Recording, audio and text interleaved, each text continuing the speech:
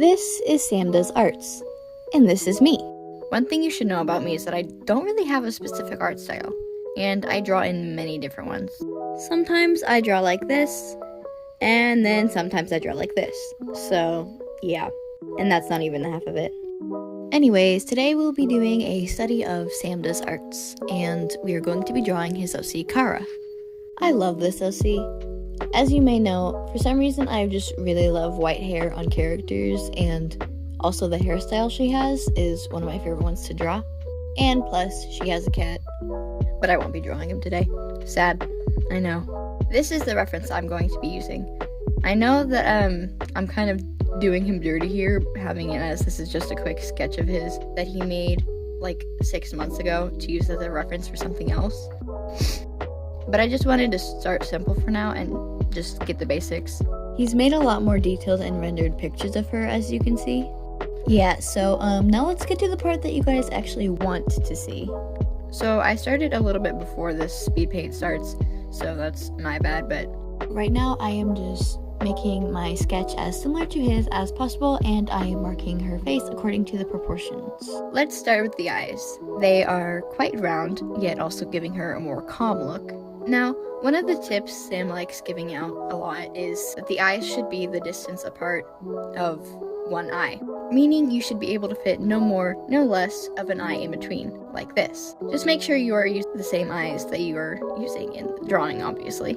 Now I am just finishing things up a little bit. Alright, time for the color. Sam usually uses quite saturated colors, especially for the skin. If you know him, you definitely know this.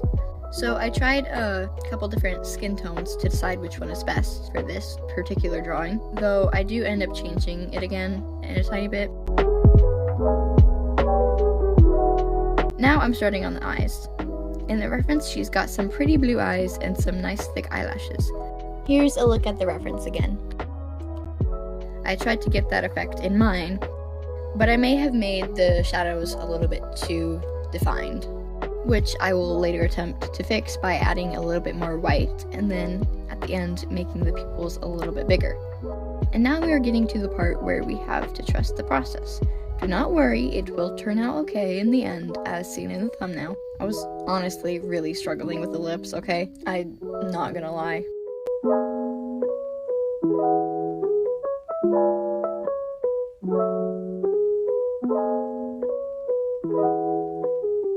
We are starting to shade now, which is really what's pulling this together.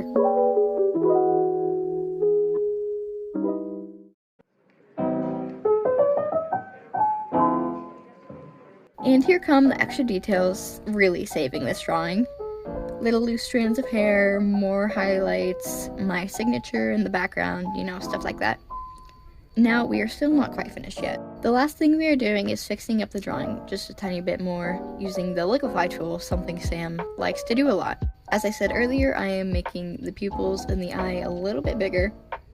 And lastly, I noticed that I made the ear a little too high up, so I fixed that and made it a little bit longer. So there you have it, the finished piece. I was not trying to completely copy it and make it fully identical, of course. I was just trying to make it quite similar, you know.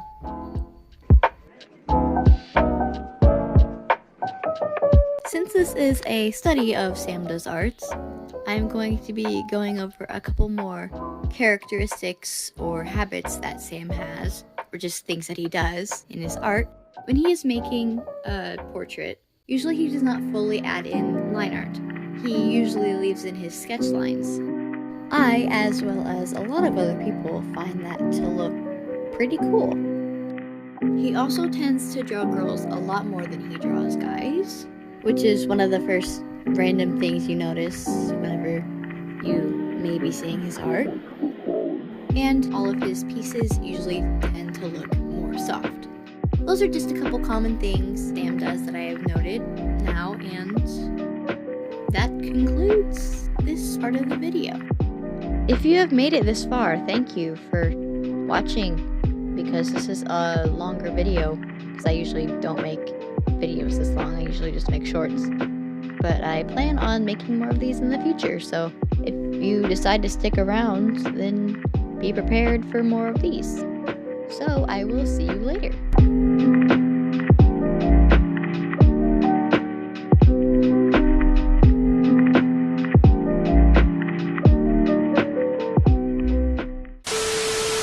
And here comes some extra details.